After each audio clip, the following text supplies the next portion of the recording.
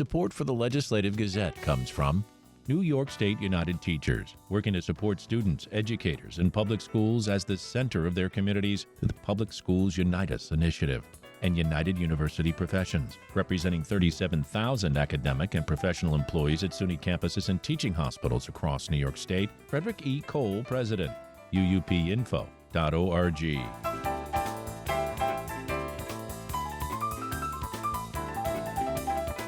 New York State recently fired some 2,000 correctional officers for not returning to work following a 3-week unsanctioned strike. As the Legislative Gazette's Ava Pukach reports, public sector workers in New York are not authorized to go on strike under the Taylor Law. Governor Kathy Hochul issued an executive order blocking the fired employees from jobs at other state agencies. Art Wheaton is the Director of Labor Studies at Cornell University's School of Industrial and Labor Relations. He described the firings as unfortunate. There's a worker shortage within the Department of Corrections. But he says the firings are not unexpected, as there are penalties from violating the no-strike law. The state wanted to bend over backwards because they really didn't want to lose them all. So it was risky for the people to go out on strike. If the union endorses it, then the penalties are paid by the union. For the individuals, it's pretty easy to get yourself fired. And in this case, blacklisted, not getting another state job. Under state law, it's illegal for the employer to negotiate directly with individuals, known as direct dealing. Instead, the union negotiates on their behalf. But the people out on strike did not necessarily agree to what the mediator, the union, and the Department of Corrections came up as a solution, and they stayed out on strike. The deal reduces 24-hour mandatory overtime shifts. The state also agreed to a 90-day pause on some provisions of the HALT Act regarding solitary confinement. For the New York Public News Network, I'm Eva Pukach. Republicans in New York are feeling bullish about their chances of winning statewide office next year. The New York Public News Network's Jimmy Vielkind reports the Nassau County executive is flirting with a run for governor. For Republicans, the road to the governor's mansion in 2026 starts at a cocktail party in downtown Binghamton. Several hundred people are here for the annual Lincoln Day dinner, a fundraising banquet. Benji Fetterman, who chairs the local GOP committee, says the crowd is excited about President Trump's win and wants to take out Governor Hochul next year. But we'll welcome any Republican that's motivated to beat Kathy Hochul. That is mission critical for the Republican Party in 2026. We're preparing and ready to strike. It won't be easy. Republicans have been out of power in state government since 2019, but 2 potential candidates are hitting the stump. One is Nassau County Executive Bruce Blakeman, who drove up from Long Island to explain how he won in a Democrat-dominated county. We listened to the people. We got down to basics. We worried about our communities and not about people who've been here for 15 minutes, who came across our border illegally. Blakeman's speech focused on immigration, keeping transgender girls from playing on girls' sports teams, and his ties to Trump. He's running for re-election to his current job, but he won't rule out a statewide run. Another politician openly pondering a run for governor is Congressmember Mike Lawler from the Hudson Valley. He fended off a Democratic challenger in November, and he's since gone around the state attacking Hochul, including at a recent conference in Albany. Kathy Hochul is a feckless and failed governor who must be defeated in 2026. A poll taken this month shows Lawler leading Blakeman among Republicans in a hypothetical gubernatorial primary. The same Siena College survey found 56% of voters would prefer to back someone other than Hochul in 2026. Still, pollster Stephen Greenberg says there are 3 million more Democratic voters in New York than Republicans. Take a step back. New York is a state that has been solidly blue for a long time. The last time a Republican won statewide in New York was when George Pataki won his 3rd term as governor in 2002. Pataki said the ingredients for a statewide win are there if you have a GOP candidate who can attract some Democrats. If you want people to not vote their party, you have to have someone who is able to articulate why they should do that. Both Blakeman and Lawler talk about bipartisanship, but they also emphasize their ties to Trump. Back in Binghamton, several dozen protesters gather outside Blakeman's speech. Barbara Mullen, a co-leader of the local Indivisible group, says Trump and Elon Musk's work to dismantle federal agencies is a power grab. Because of checks and balances, we expect our Republican neighbors to do their job, to stand up and stop the coup. Fred Akshar is also on hand. He's the local sheriff and a former state lawmaker. He says a lot of what Republicans hope to do in New York depends on Washington. I mean, there are still a lot of anti-Trump, anti-Elon Musk people amongst us. If we don't produce on behalf of the American people, then we will suffer for that. The latest poll shows Trump's job approval in New York has ticked down to 42%. In Binghamton, I'm Jimmy Vielkind for the New York Public News Network.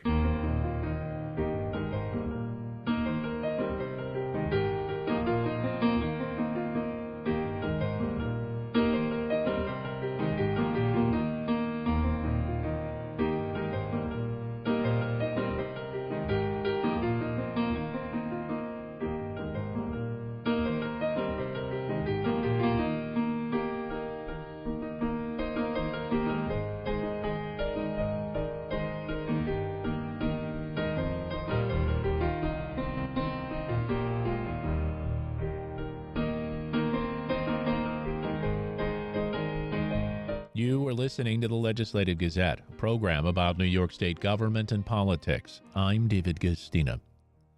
This week I sat down with Lynn Porodnik, a medical marijuana doctor based in Westchester County.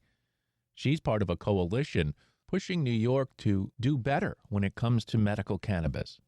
Welcome back to the Legislative Gazette, Dr. Porodnik. Thank you, David. I am taking a whole new stance. I've joined forces with a lawyer and a group of really interesting people who really want to pursue this as medicine. With the changes of New York, recreational, doctors are telling patients, go to the dispensary, ask the bud tender. But there is a core of patients that really need to use this as medicine. So we got together and did Lobby Day, March 11th, on the steps in Albany, which was a really fun experience. Tell us who was there in terms of legislators and who is supporting you in your efforts to really define medical cannabis from the recreational cannabis that's here. And I know your attorney is Jeffrey Hoffman. Right. Jeffrey Hoffman's been really interested in making changes for patients. He understands their needs and is willing to roll his sleeves up. So Assemblywoman Kellis is the sponsor for the bill in the Assembly. Crystal Peoples-Stokes came. They gave us a really warm welcome, and afterwards we visited different offices. Peter Horkham has agreed to sign on. If this passes in the Assembly, he's agreed to be the senator of record for this to push things forward. And it's an interesting bill because it really incorporates a few basic things. The first bill is about introducing cannabis in medical school curriculum in New York. The endocannabinoid system is not discussed or taught, so doctors really know nothing about this, although this is the overriding system for control in the body from everything from sleep, hunger. It just keeps us in the middle of the road, but yet in medical school, we don't learn about it. The second bill is about removing the excise tax on medical marijuana so the prices would go down for patients and make it more accessible. And the last bill is about New York insurance companies who pay for medications for patients will now be paying for cannabis for patients. If they can pay for oxycodone and fentanyl, why can't they pay for cannabis? So this is our project. Yeah, and one of the areas that you and I have talked about over the years is the idea that more choice is better in terms of the products that are available. You've given the example of little children with seizure disorders who've been helped by certain strains of cannabis. And one of the things that I know you've noticed and have been lobbying about and have just told us about these three bills that are moving through the legislature is that what's happened once recreational marijuana made its way to the public is that the more of the choices are on the recreational menu than the medical menu. Absolutely. And the medical menu has not kept up with current research. They're really not working with minor cannabinoids. Basically, what they have are the products that were set up in 2016. And times have changed. We know a lot more, and we know what can work for patients, but the emphasis is about profit. The medical companies have lost money year after year. They were hanging in there when recreational rolled out. It's rolled out, and patient care has gone down. I met a patient, not of mine, but I spoke at Heritage Hills in Somers. A gentleman came up to me after and said, I have a problem. Okay, what's the problem? He purchased products, gave them the empty bag, went to a combined rec med in White Plains. They found something else that had similar color bag, did not count it out in front of him, didn't have a conversation. So he ended up with 6 bags of a product that had nothing to do with him. So we decided we'd get together if we didn't get through on the phone. I spoke with the pharmacist who agreed to substitute in when they would get the proper medication. He, in the meantime, stood online, spoke to one of the bud tenders her answer was, we don't take anything back. He got back on the line. The second bud tender told him to sit on the couch. After 15 minutes, nobody still talked to him. I pulled him over and said, look, this is what they can do. But the system is broken. The basics of showing the patient the medication, counting it out so everybody understands what they paid for, it's no longer being abided by. So there's lots of programs, not just the cost. It took about 5 weeks for them to get back in stock what this patient needed, which was under the medical program. Now, when it comes to delivery, it can take 3 days, 4 days, 5 days for a medical patient to receive his stuff. Recreational, you can have it in 3 hours. What's going on? Yeah, the other part of that is, and this is what I learned, is that the testing under the medical cannabis is much more rigorous and costs more than under the recreational cannabis, which really doesn't seem to me to make any sense. You'd want all of it to be tested rigorously at the same level, wouldn't you? Absolutely. Well, the clinker is what fails medical ends up in recreational. So there you go.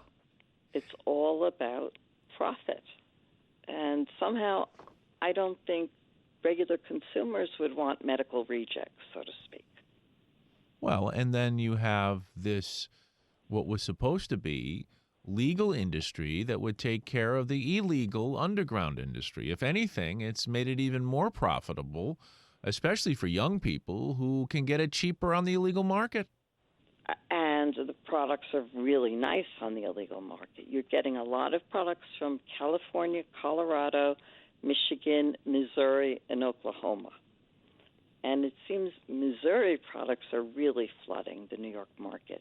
There are these giant warehouses in the city just stocked full of pounds and pounds of cannabis and products from black market. And the prices are about half, and the quality is very nice. But New York isn't really very aggressive about shutting them all down. Yeah, and then, you know, as you talk about this industry, you have people like you, the medical marijuana doctors, who are basically losing patients, right? Because if it's not treated like a serious medical issue, if many are just saying, hey, just go to the recreational instead, you can't prosper or even survive. And I know for you, this was a choice. You wanted to help people. Yes, it's depressing, to be polite. Also, within the system, dispensaries are sending patients notices, renew cheap and easy with online services. 5 minutes, you will be renewed for $99. That's not how I do it, and I'm not willing to do it that way. One company offered me a job that I could do approximately 60 certifications in a day. My answer was, are you on drugs? I failed personal typing in junior high school. That's not medicine. That's secretarial work, and there's no way I will do that. I rather weed gardens than spend my time just cranking out paperwork. And these companies are actually violating regulations, but OCM feels they have bigger fish to fry. So the doctors are getting it from all sides. Other doctors are saying, go to the rec shop. These people are poaching our patients. They're violating 3 regulations in HIPAA, and nobody cares. Well, here's the other issue that we've talked about, and it's an overriding issue when it comes to the federal government. There has been the all-important memo that said, you know, if your state is legalized, that the federal government will leave you alone. But we still don't have it legal to put in a bank account. We still face any legal, legitimate business could still face a raid by the federal government. You know, at what point, and, you know, we have the Trump administration now. So, you know, what is your thinking on the national level as to where this industry will end up? Very interesting question. Last Tuesday evening, I went to a meeting about what's going on now with budget cuts in Medicaid, what's going on with Elon Musk, and Chuck Schumer's press secretary was there. So after we did what we did there, I spoke with him and mentioned, you know, I'm a little sardine. I know you have big fish to fry now, but what are you doing about medical marijuana? Mr. Schumer's office has been very pro-cannabis. What are you doing about opening up banking for companies, all this 280E, business deductions? How come it's not a real business in this country? And his answer was, right now, we got to deal with this budget stuff. I will get back to you after, because I'd love to hear all this information, because we're really not even aware of all the details of what's going on in New York. She is Dr. Lynn Parodnik, medical cannabis doctor in New York, joins us from time to talk about updates as to what's happening with medical cannabis, now wrapped in and around the recreational cannabis industry in the state. Dr. Parodnik, thanks so much for joining us on the Legislative Gazette this week. Oh, thanks so much, David. It's always a pleasure to be here.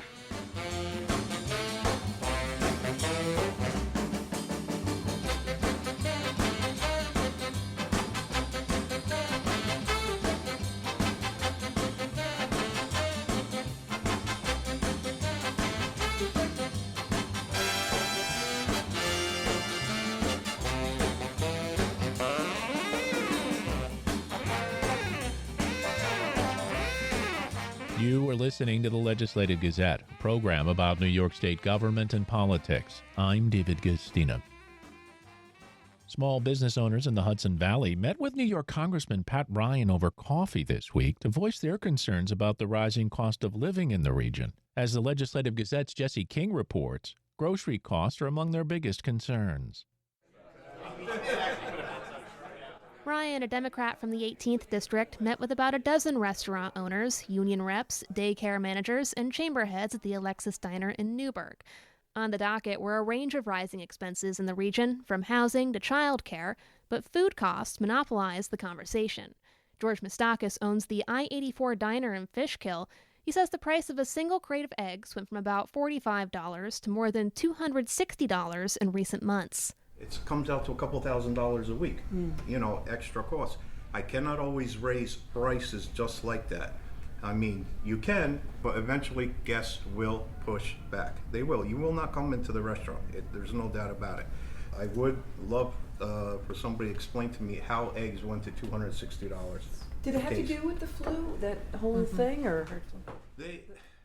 Americans have been grappling with inflation for a few years now, but egg prices reached record highs this winter amid an ongoing bird flu outbreak nationwide.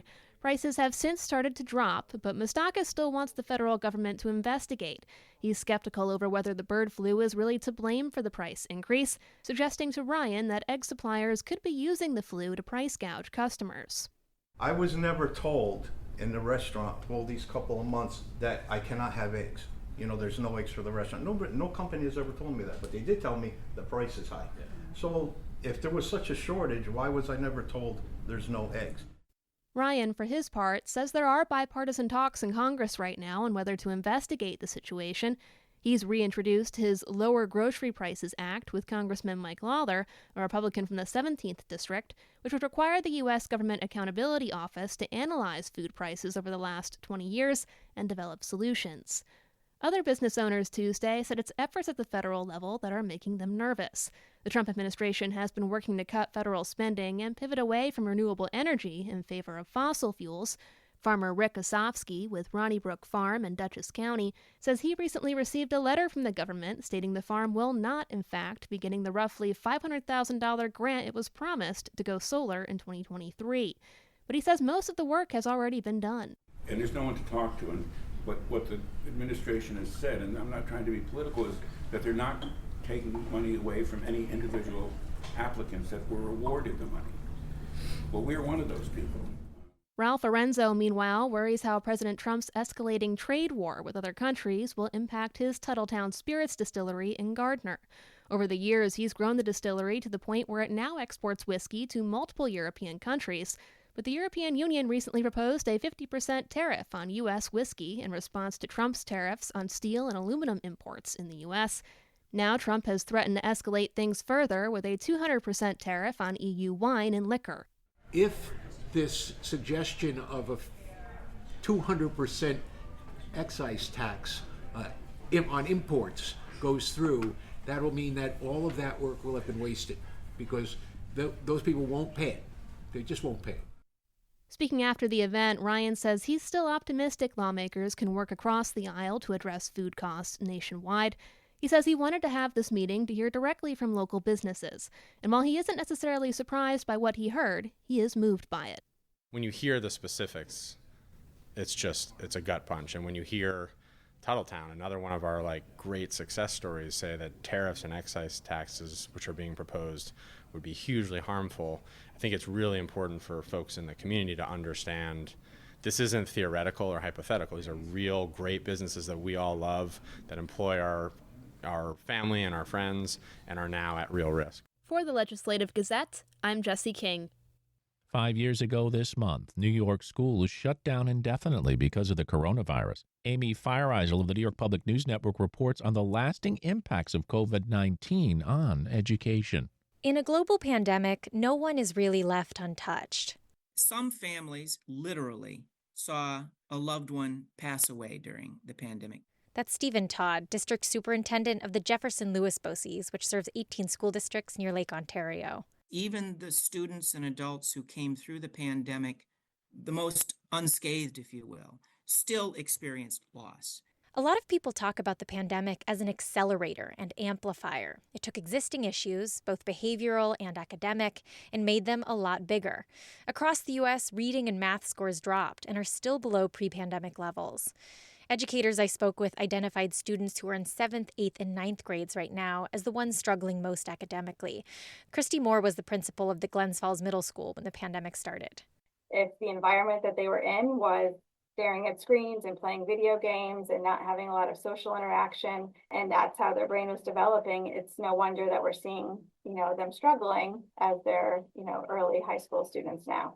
She says the pandemic really widened the gap between children who had stable home lives and those who didn't. Some students had really positive experiences, family time, cooking, crafting. Those students were enriched during that time compared to the students that were experiencing additional trauma at home. For those kids, what that looks like today is needing more help, counseling, teacher's aides, mental health supports. Moore says behavioral issues are the worst in the youngest grades, where students are still learning emotional regulation. That's been true for several years now. In 2022, I spent time with Jessica Quimby, a first grade teacher at Salmon River Elementary School. It's been kind of crazy, running around the room, they're fighting with each other. Many teachers say that the fall of 2020 through the spring of 2022 was the hardest period of their careers. There was quarantining, social distancing, elaborate schedule changes, limited extracurriculars, the politicization of masks. A lot of teachers left the profession. Jennifer Gaffney is the superintendent of Sackett's Harbor Central School District. Anybody who's eligible to retire from the superintendency, from the principalship, from teaching, even from non-instructional staff positions, it was that tough. And that was in the middle of an existing generational turnover. Tom Burns is the district superintendent of the St. Lawrence Lewis BOCES. We were reaching that point where it was baby boomers were starting to exit the system. Burns says the education world is facing a demographic challenge. There are just fewer Gen Xers and millennials than baby boomers, and fewer young people are entering the teaching profession. In 2025, schools are still struggling with teacher and staff shortages. But it's not all doom and gloom. Educators do say that some accidental silver linings came from the pandemic. Burns says that one was the rapid reevaluation of a lot of education norms. Change is very slow in education. We have so many different stakeholder groups and constituencies.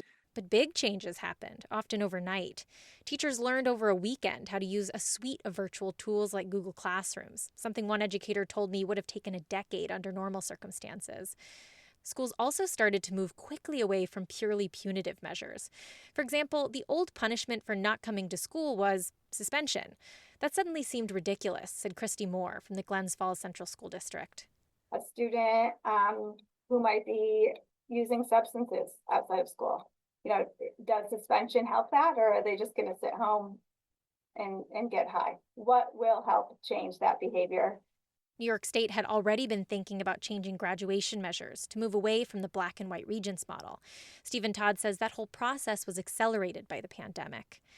It'll take a lot longer than a couple of years to understand the real impact of COVID-19. An interaction I had with a high schooler comes to mind on the day masks were no longer required in schools, early March of 2022. Aubrey Sherman was a junior at Boquete Valley's Mountain View campus in Elizabethtown. We've lived this. This is our life. And so now to be back normal, what is that? It's something everyone, especially kids, is still figuring out. For the New York Public News Network, I'm Amy Feiereisel.